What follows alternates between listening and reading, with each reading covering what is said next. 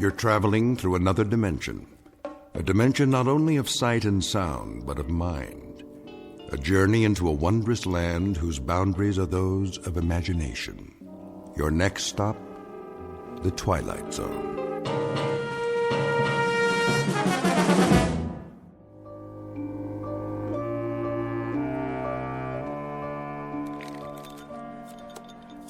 One old-fashioned, one Scotch rocks, a whiskey sour, and a B&B. Which table? Number 3. Miller, Jackson, and Whitaker, right? That's right, the usual. Got it. Oh, and make the Scotch a double. For Mr. Jackson. You're learning. Old man Jackson. Bet he was here before I was born. As was I.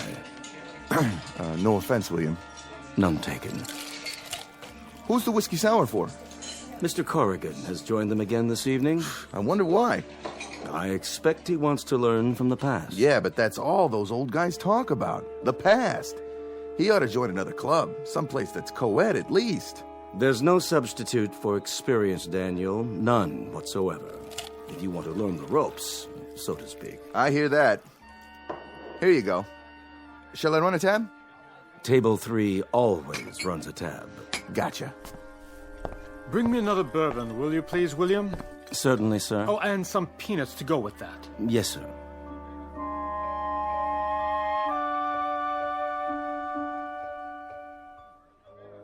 Well, that trumps me. No more cards, gentlemen. You've picked my pockets again. We play by the honor system, Corrigan. You know you have a line of credit with us. No, not tonight. Unless you care to let me make that last bid over again. You don't think that would change anything, do you, Peter? We had you on the ropes 10 minutes ago. Yes, but if I bid spades instead of hearts... Wouldn't have made a bit of difference. Trust me, boy. I do trust you, Mr. Jackson. It was my error. No doubt about that. You have a point, though. One small detail, a jog to the left instead of the right, say, and things might turn out quite differently. So true. Just put the drinks down over there, would you, William? Of course. So you're saying? He's saying that life turns on the finest of points, and I must say I agree. In a game of cards, yes, but... Will there be anything else? Not just now, William. Very good, sir. What exactly are you getting at? Oh, we've all seen it time and again. One vote more or less on the floor, a scandal that might have been avoided, and our current political standings would be quite different. It's a matter of choices as well as luck. Let's say, Corrigan, that you go back in time. Yes, and if that were possible, there'd be nothing to stop me from altering the course of history. Is that it? Imagine this. It's October 1929, the day before the stock market crashed. If only my grandfather had known about that one. And you know that on the following morning, the securities are going to tumble into an abyss. And how would I know? Because you carry with you the knowledge of the present, of what's to come. Of course. Of course. Now, using that prior knowledge, there are 100 things you can do to protect yourself. But following your logic, I'd be anachronism. They'd spot me right away, probably lock me up, because I don't really belong back there. My clothes, my speech. It doesn't matter. You'd find a way to pass. The important thing is, once you were there, you could sell your holdings the day before the crash. As my grandfather should have. All right, but what if I did, and that very act started the crash a day earlier? He does have a point. Though even that's unlikely. How so? Hear me out. History tells us that on October 24th, 1929, the bottom dropped out of the stock market. That's a fixed date. October 24th, 1929. It already exists as an event in the history of the 20th century, in our own past. The forces that made us as we are. Ergo, by definition, it can't be altered, not by those of us who are products of those very events. You see? And I say it can. What's to prevent it? What would be the mechanism to make it occur? A time machine? Some technology that hasn't been invented yet? What's the mechanism for human life, birth and death? Do we understand that? No. But it's real, I assure you. Jackson's right. What's to prevent me, say, from going to a broker on the morning of October 23rd or October 22nd? Why go back that far? Yesterday would do nicely. Go to the racetrack with a list of winning horses. That would be entirely for personal gain. A matter of manipulating numbers. When you're dealing with matters of life and death... Why else go back to 1929 then? Unless You can think of a reason other than money. Well, there was a certain little flapper named Louise Brooks. Well, that was before even your time, Walter. Alas.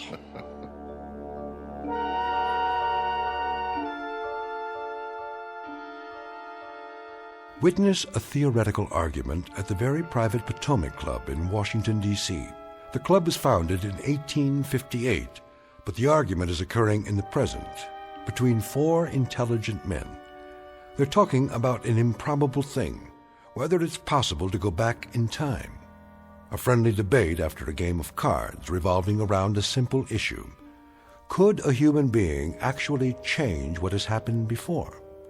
Interesting and theoretical, because who ever heard of a man going back in time?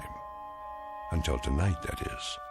Because the Potomac Club just happens to be situated not only in Washington, D.C., but somewhere near the edges of the Twilight Zone. And now, back to our story from the Twilight Zone. Back There, starring Jim Caviezel, with Stacy Keach as your narrator. There can be no such device according to science. Don't be so sure. The answer may lie within, rather than from a deus ex machina. Ever hear of black ops? I've heard of men in black. Same thing. There's secret funding going on right now, strictly off the books, you understand, to project the minds of CIA agents to other locations. Now, if they can do that, using only brainwaves... Who says they can do that? Gentlemen, we've strayed from the subject. The topic is the paradox of time travel. Oh, we don't even know if it exists. Care to place a friendly wager on that? Thousands of people disappear every year into thin air. Poof. Who can say where they go? Maybe they found another place to go. Someplace where they're needed. What? Someplace where their talents are useful. You all right, my boy? Yes. I just felt a bit dizzy there. Happens to me, too. Not enough sleep. I say where they can make a genuine contribution. I fear that some of us were born too early, or too late. My feelings as well. A man named Charles Fort once said... What time's it getting to be? Coming up on 7 o'clock, I should think. What does your watch say? Closer to 8, actually. Gentlemen, I'm afraid I'll have to leave the subject of time travel to you and H.G. Wells. I'm much too tired to get any more metaphysical than that. And since nobody has ever gone back in time... Care to place a friendly wager? Then the whole blame thing is much too theoretical, as far as I'm concerned. See you over the weekend? If you don't get lost back there, Peter. Where? Why, in time, of course. I'll try not to. Good evening, everybody. Leaving, Mr. Corrigan? That's right, William. Good night. Oh, I'm desperately sorry, sir. I've spilled coffee on your sleeve. No harm, William. No harm at all. Oh, that was clumsy of me. I think I shall survive. I really do. Let me wipe your jacket. No need, honestly. I'll see you tomorrow. Did you have a coat with you, sir? No, I'm rushing the season a little tonight, William. I felt spring in the air. Came out like this. Well, April is spring, sir. It's getting there. What is the date? April 14th, Mr. Corrigan. April 14th already? And the year? I beg your pardon, sir. I'm just kidding, William. I know what year it is. Of course, sir. Well, good night, William. Take care of yourself. I'll do my best, sir. Taxi, mister? No, thanks. I think I'll just walk. Okay, Mac.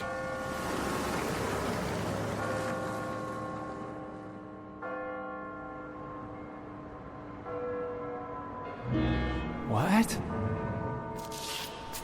What is wrong with me? My head?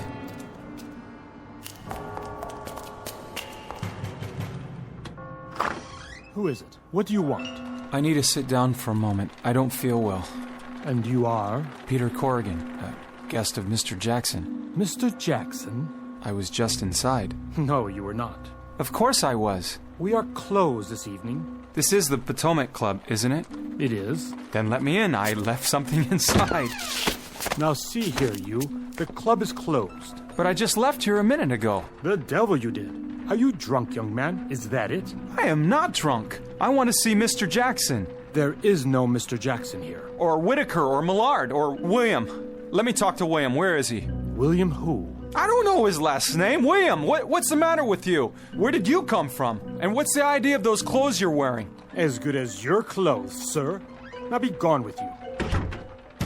Hey, come on, open up! You best get away from here. I'll call the police. Go on. Get out of here.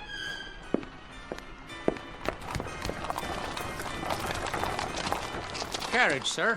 Carriage? Since when are there carriages in Washington? Why, since always, sir. May I take you somewhere? Get away from me. I'll go home. That's it. And sleep it off. I'll go home.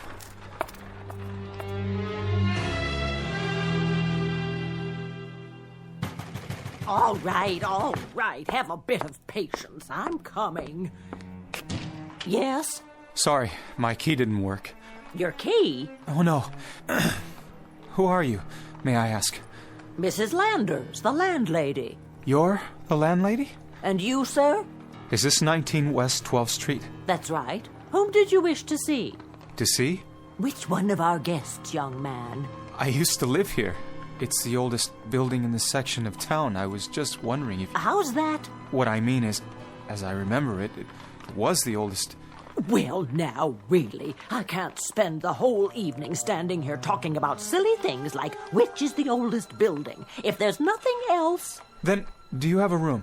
I have, for acceptable boarders. Do you come from around here? Yes. Yes, I do. Army veteran? Yes.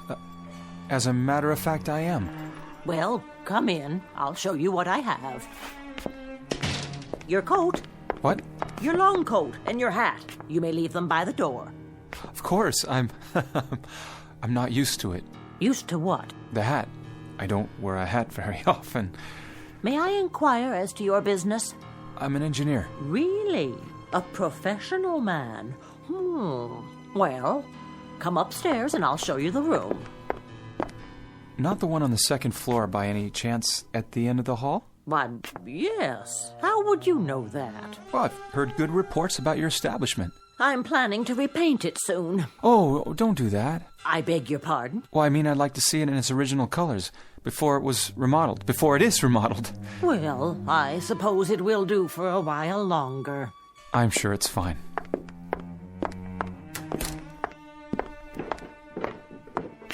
Off to the play? That's right, Mrs. Landers. Dinner at the Willard and then to the play if my husband finds a cab in time. Well, enjoy yourselves and applaud the president for me. We'll certainly do that. Good night, Mrs. Landers. Good night, my dear. Have a good time.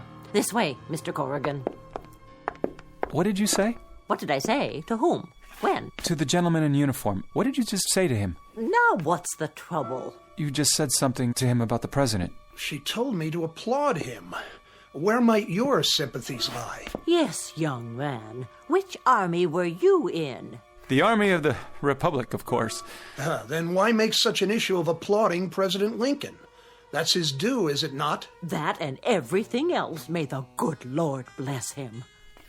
You're going to the play tonight? We hope to, if my husband stops dawdling. What theater? What play? Ford's Theater, of course. Ford's Theater. Ford's Theater. Are you all right? I mean, do you feel well, sir? What's the name of the play? I beg your pardon? The play, the one that you're going to see at Ford's Theater. What's the name of it? Why, it's called Our American Cousin. And it's April 14th, isn't it?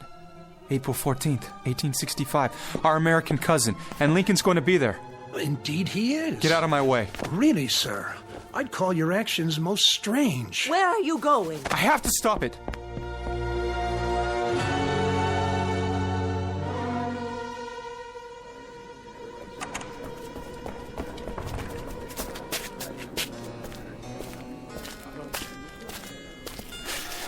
Is this Ford's Theater? It is, and who might you be? It doesn't matter. You have to let me in. Are you the new understudy? No, I need to get a message to... Now, you just give me your message and I'll pass it along. You don't understand. This is a matter of life and death. I'm sure it is, but only the cast can get through this door. I'm sorry, I misspoke, you see. I am the new understudy. Name? Peter Corrigan, but you won't find it on the list. I'm a last-minute replacement. Sure. Now, why don't you just tell me your message, and I'll see to it then. Let me in before it's too late. You stay back. I have to get through. President Lincoln is going to be shot tonight. Oh, President Lincoln, is it? Be gone with you now before I call the police. You've got to warn him. Tell everybody or the president is going to die. You shut your lying mouth about the president. It's going to happen unless you tell the guards. There. That'll hold you. Now somebody call the police and get this lunatic out of here.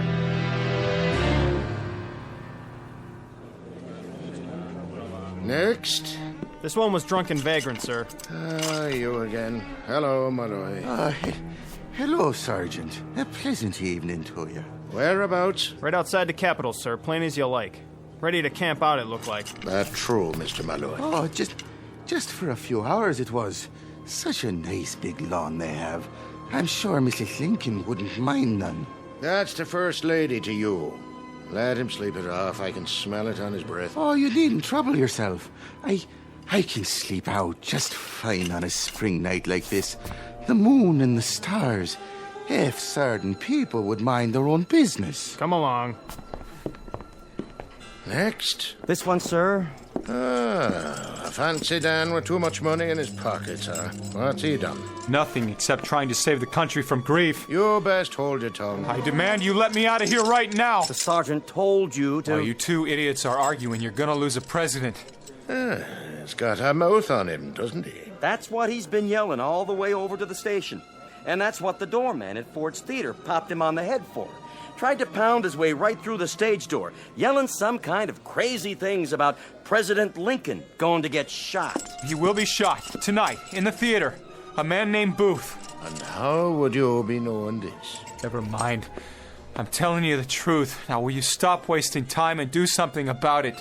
I suppose you've been to one of them seances, some kind of seer or wizard or something that's all the fashion these days. Stuff and nonsense, if you ask me. I only know what I know. If I told you how I know, you wouldn't believe me. So, you don't want to answer the question?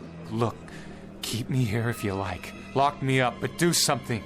Good idea. Turnkey, let this one sleep it off too. Come along. This way. You boobs had better hear me out!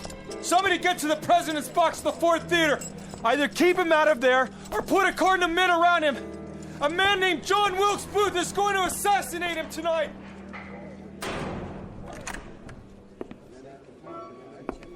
Evening, sir.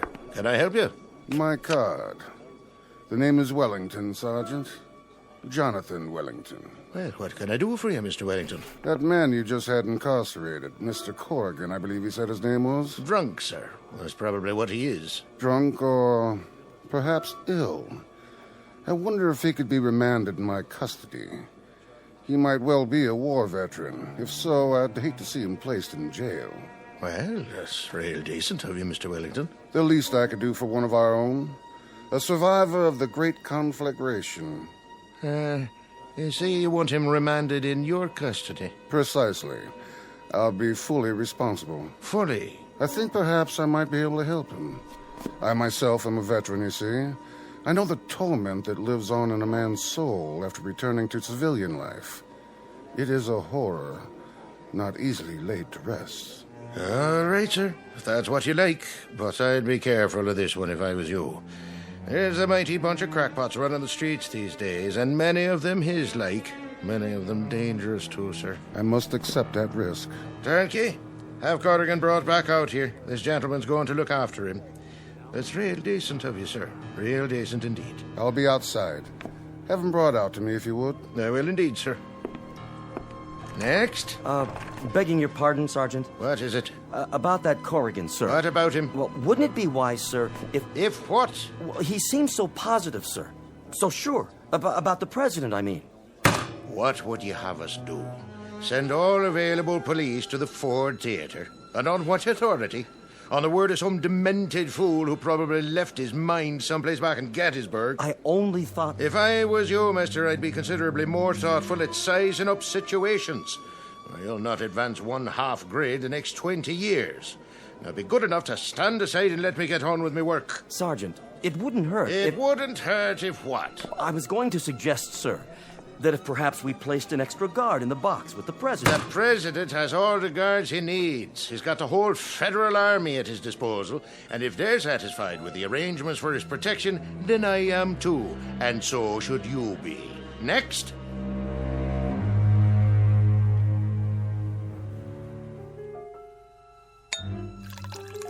Take this glass of wine. It'll help you relax. Thank you. Feel better? One question. Yes? Who are you? At the moment, I'm your benefactor, and apparently your only friend. Turkish cigarette? I don't smoke. Why did you take me out of the police station?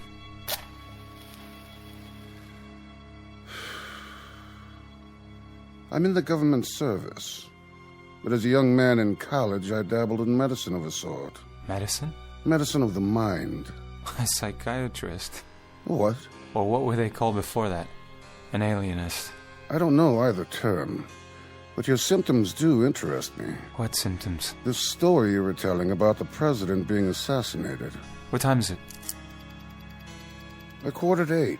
The play won't start for another 45 minutes. This time. Precious little. What gave you the idea that the president would be assassinated? I happen to know, that's all. You have a premonition? I have a lot more than a premonition. Lincoln will be assassinated, and the course of history will be changed, unless somebody tries to prevent it. I agree that such an event would change history, and very dramatically, as would an event that does not happen. That, too, can change the world. Then do something. Very well. I shall try to prevent it, if you can convince me that you're neither drunk nor insane. If I told you what I was, you'd be convinced I am insane.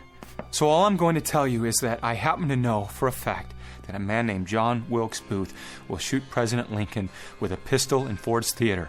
I don't know what time it's going to happen. That's something I forgot, but... Something you forgot? Listen. Please. What's the matter?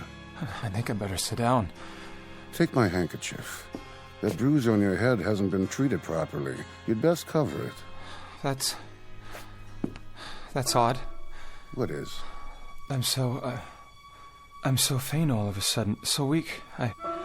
It's almost as if I were... As if you were what? As if I suddenly got drunk, right?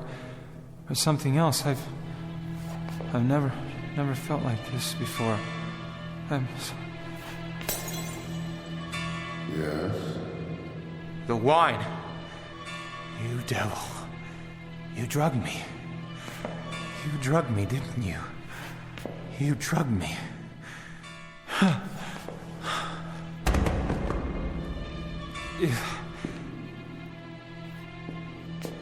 I was forced to, my young friend. You're a very sick man, and a sick man doesn't belong in jail. He belongs in a comfortable accommodation where he can sleep and rest and regain his composure, his rationale.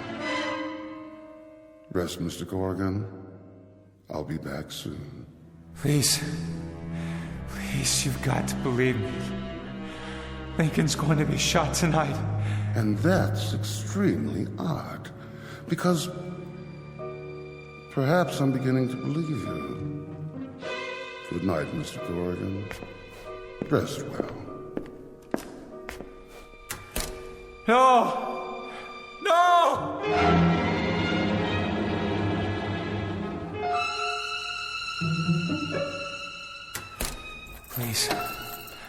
Please. Let me out of this room. It's true. All of it. I know that the President of the United States is going to be assassinated tonight.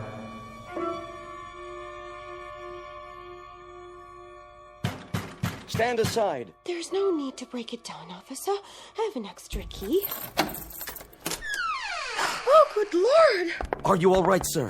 What's happened here? What time is it? You've got to tell me the time. It's 10:35. Come on, Corrigan. Tell me what you know. You may be a madman or a drunk. I'm neither. But you convinced me.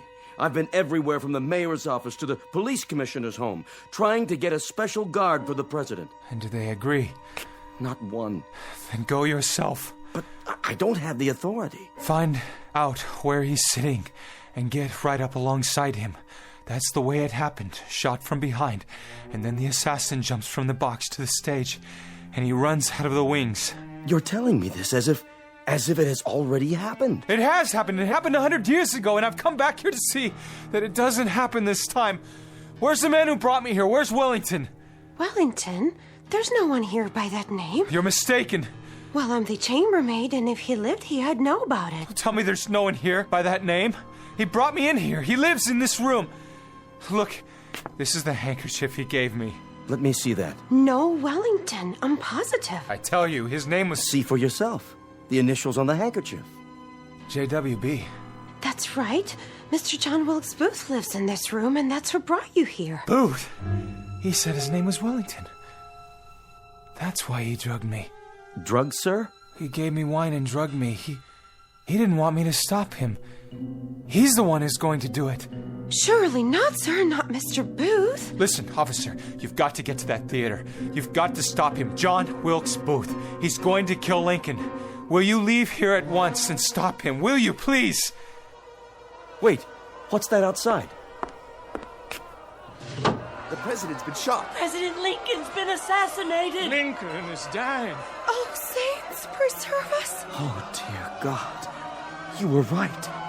You did know. Oh, my dear God. I tried to tell you!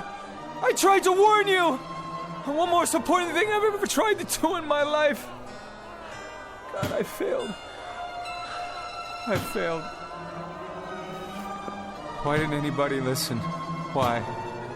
Why didn't anyone listen to me?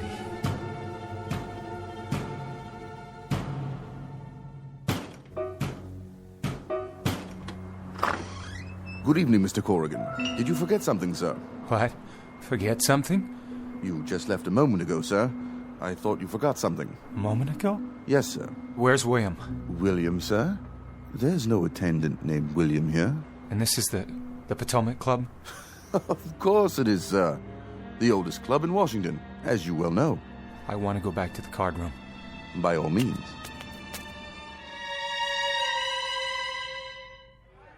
Well, invest in new technology all you like, but I stand by a traditional portfolio. Nonsense. The digital revolution has rendered the old methods obsolete. As am I, gentlemen, and yet I keep on ticking. Diversifying is the key. Muni bonds, long-term certificates, real estate holdings.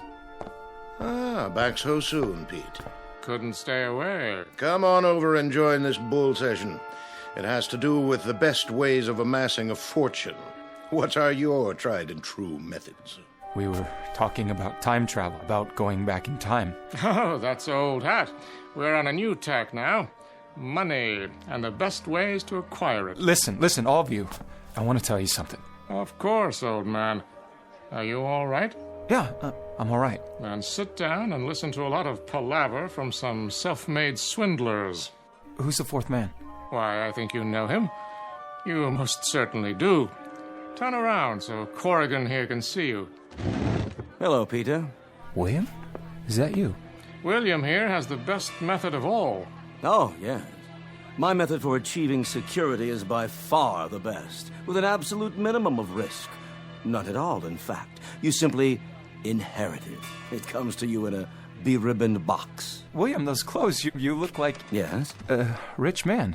You, a very rich man. Well, that's because I am, of course. But how? I was telling the boys, Corrigan, my great-great-great-grandfather was on the police force here in Washington on the night of Lincoln's assassination.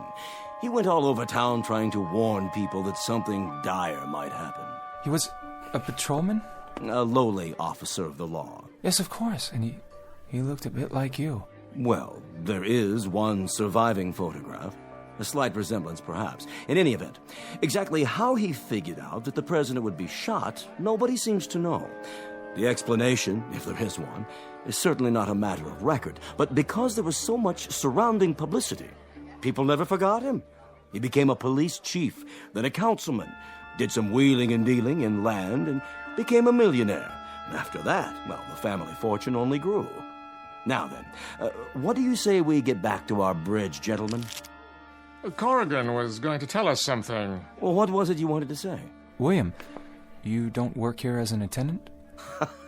Fancy that. Not ever. And didn't you spill coffee on me? Spill it? Where? On my jacket. Here. But there's no spot on your jacket. You're right, there's not. Listen, old chum, I was a member of this club while you were still going to prep school. I'm certainly not a snob, but, well, sir, an attendant? I really must protest. Your cards, gentlemen. In the matter of time travel... Not a very fruitful subject. I just wanted to say that I've made a discovery. Some things can be changed, and others can't. The most important ones, the ones that alter the world too profoundly. It must be that such matters are in hands greater than ours, because otherwise the present couldn't exist.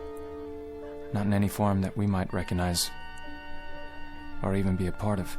Just as you say, Pete. I bid one spade.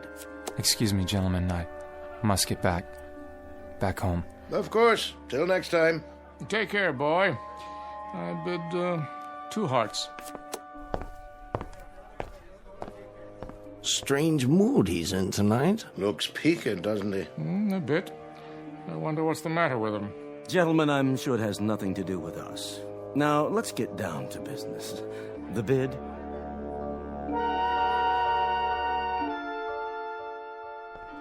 Good night, Mr. Corrigan. Wait. Yes, sir? How long have you worked here? At the Potomac. It's been 17 years now.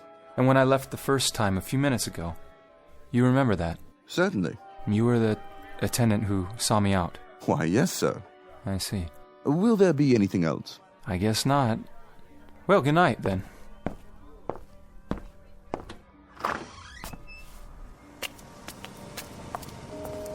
Need a cab, mister? What? Oh, no. I'm afraid I'll have to find my own way home tonight. Whatever you say, Mac.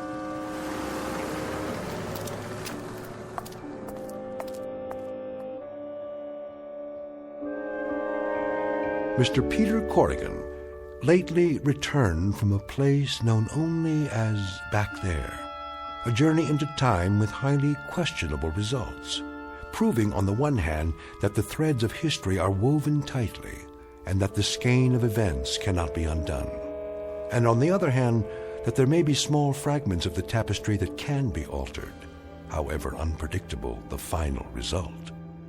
Our thesis to be taken as you will in the Twilight Zone.